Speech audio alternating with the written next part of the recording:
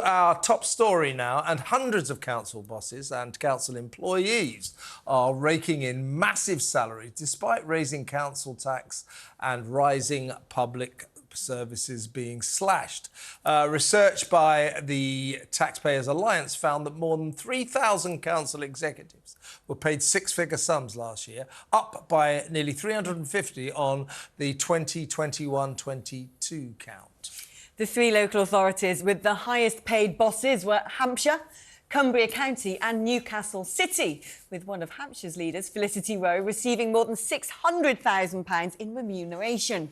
Meanwhile, Birmingham, Nottingham, Slough, Woking, Croydon and Thurrock councils have effectively gone bust. Joining us now is the head of campaigns at the Taxpayers Alliance, Elliot Keck. Thanks for joining us, Elliot. Of course, your excellent organisation, the Taxpayers Alliance, publishes the Town Hall Rich List at this time every year. And this year, new records have been set. Why, in your view, do so many... We're not talking just about council bosses and people like Felicity Rowe got 650 grand last year. Not all salary, to be fair, but a lot of them are on the $500,000 mark, the chief executives. But we're talking about people lower down here. We're talking about thousands of run-of-the-mill town hall employees earning more than 100,000 and many of them owning more than 150,000. This smacks to me of people in town halls taking our money, our council tax, and dividing it between themselves while not attending to problems like potholes, bin collection, etc., etc. Yeah, I think you're absolutely right, Kevin. What you're referring to, of course, is the inflation-busting council tax rises that almost everybody in the country, with the exception of Scotland, are facing. And as you mentioned, actually, councils up and down the country, and you don't have to look very far, are making swinging cuts to services. Let's take one council, for example. Greenwich is planning on abandoning lollipop ladies, school crossing patrols, and yet it has around over 40 people that received over £100,000.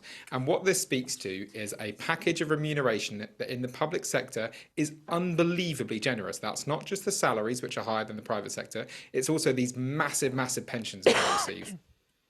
But, I mean, is it fair to say, I'm just playing devil's advocate here, that you look at something like Newcastle, with a population of almost 300,000 people in the city and within the local authority area, and if you're managing all the services of those 300,000 people, having to balance the books, albeit perhaps some councils are failing to do that, that's actually a pretty big job, and, you know, perhaps some people should deserve to have the sort of wages commensurate with what they would get for their expertise in the private sector. Yeah, exactly, because they definitely deserve 5 times more than the Prime Minister, don't they, if you're running Sunderland or something? Yeah, listen, I think, Alex, you do actually make an important point there, which is if you have a council that is keeping its council tax low, that is not cutting services and is delivering a good service for residents, then I think there is a really strong argument that actually those council bosses probably deserve some of those pay packets. I'd be really interested to hear from people in Newcastle, to speak to people in Newcastle about what they actually think about their local council, about how clean the streets are, about how quickly potholes are repaired, about how social care services are, and what happened to council tax, which I'm almost certain went up by the maximum amount in Newcastle. So I'd be very interested in hearing from those residents what they think. I think that the residents, for example, of Hampshire would say, why is our council chief earning 4 to 5 times more than the Prime Minister? I'm not denigrating the job of running Hampshire Council or Newcastle or anywhere else, but it cannot by definition be more difficult than running the entire country. And the Prime Minister, I think, gets about 160 grand a year. So there's something not right here. Yeah, well, I mean, Hampshire County Council is a local authority that has warned multiple times over the last 12 to 24 months that is actually potentially on the brink of going bankrupt. It puts out regular briefings saying there are large holes in its finances. And of course, we've seen councils up and down the country almost weekly putting out stories about how they're desperately short of cash. And yet at the same time, the number that are receiving over £100,000 has surged to a 9-year high. I mean, would you say that in councils across the country, wages are too high across the board? Is it just the sort of fat cats, the big wigs at the top who have to make the big decisions, who are getting generous pay packages? Or is there someone whose essentially their job is to count a few paper clips here and there, also coining it to a level that we would find rather breathtaking? Well, listen, the simple reality is that public sector pay right across the country is higher than private sector pay. They have more secure jobs, they have better working arrangements, and of course, they have much, much bigger pensions. We have to remember it's the private sector that makes the money. It's the public sector that spends the money. When you have a country in which public sector pay is so much higher and the public sector pay package so much higher, you do have a problem with incentives. Why work in a private sector organisation that is actually going to contribute to growth when you can just go to an easy life in the public sector?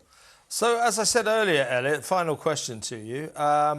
You at the Taxpayers Alliance brilliantly come out with this town hall rich list at this time every year towards the end of the financial year. And year after year, we get similar revelations to this. It just does sequentially get worse every single year, and yet the councils do nothing about it.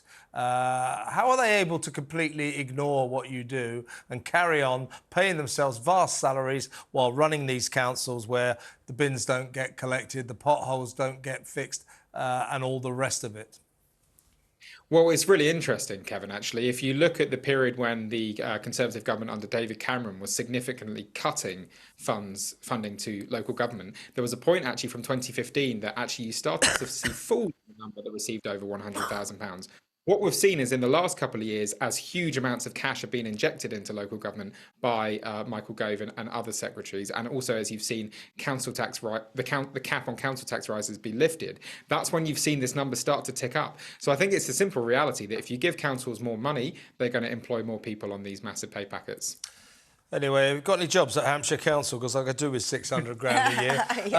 Elliot, great to talk to you. Thank you so much for your time. Elliot Keck there from the Taxpayers Alliance. Your thoughts, Ella? Yeah, well, it's not just the. I think Elliot makes a good point, which is it's not just the wages. If a good job was being done, you could maybe explain it. But if you look at some of the stuff, I was just reminded by Essex County Council gave £500,000 throughout the coronavirus lockdown periods to this comedian Simon Harris, to £500,000 which council? to Essex County Council, for him to run their sort of coronavirus action social media page. Right. So this guy got £500,000 to run a Facebook page. Make some jokes. Telling people to stay indoors and things like that. Which they didn't hear from the government or anywhere else, or every single thing they tuned into. Which, I don't know if I can use the word corrupt, but I mean, there's something incredibly fishy about that. Yeah. And I think there's, it's not just about, for example, the council that I'm, in Hackney. There is a big problem with the roads. There's lots to complain about. They've got a big focus on green stuff, not so much they're closing loads of nurseries. But actually, it's not just the sort of mundane, everyday thing. It's that I think a lot of councils are full of people with egos who want to have a kind of legacy. Yeah. It's a bit like Sadiq Khan with the Green Project. They think that the good thing to do for a council is not to listen to Granny down the road with her issues about bin collection, but to make some kind of big announcement on COVID or green issues or diversity inclusion. And actually, it's a problem with democracy. A lot of councils are really removed from what their residents are actually needing, which quite often is your boring everyday sort of, there's not enough parking on our street issues. I think there's also a whiff of suspicion around certain councils who have gone bust, one of which being Birmingham. When you look at some of the contracts that they've supplied or have been supplied to them on eye-watering amounts. There was one particular contract with a guy who ran a sort of special car service taking one kid to school every day, a special needs child, but he was charging millions. And you do have to wonder, in some of these councils, and I don't know about this specific case, but in some of these councils whether we're starting to get an increasing creep of getting special contracts for your mates and, them getting massive amounts, and somehow that sort of feeds back into the ecosystem of the person who agreed that contract. I think there's many questions that need to be asked of some of these councils. Yeah, I mean, you look at that. What was that video that went viral a few years ago about you've got no authority here? That woman, Jackie Weaver. Who, by the way, I was so team not Jackie Weaver. I thought Jackie Weaver was awful. But there was, I know, controversial. But that sort of, it was a good example I did too. I was with the guys who were for democracy in the proceedings. But that sort of local councils and government and all that kind of stuff tends to get very insular. It tends to attract people who, not necessarily corrupt, but there's a lot of sort of wink, wink, nudge, nudge that goes on. That kind of stuff needs to be made much more open. Obviously, you look at the Labour Party, we all sort of assume now that the Labour Party is going to be the next government after the general election, and their plans for, and they say they're going to increase democratic involvement by giving more, sort of devolving more powers to local governments, local councils, and that's not if it's still run in this very inefficient way by lots of people who have no interest in doing what residents need. It's not going to help matters. Signal than get the job done. Yeah, no, I agree. Yeah, I agree with you about Jackie Whelan. It's like irritating, terrible. For about a month after that, it was like every TV station, every radio station. She was all Let's over get Women's Jackie Hour, Whelan. yeah. Jackie Whelan would be brilliant on this. Let's get Jackie. You know, who is Jackie, if you're watching this, I've got some time for you, Jackie. She came we on haven't, my other Jackie. show, All right, that channel we don't talk about, and I thought she was pretty cool. Yeah, well, I was for the democracy guy.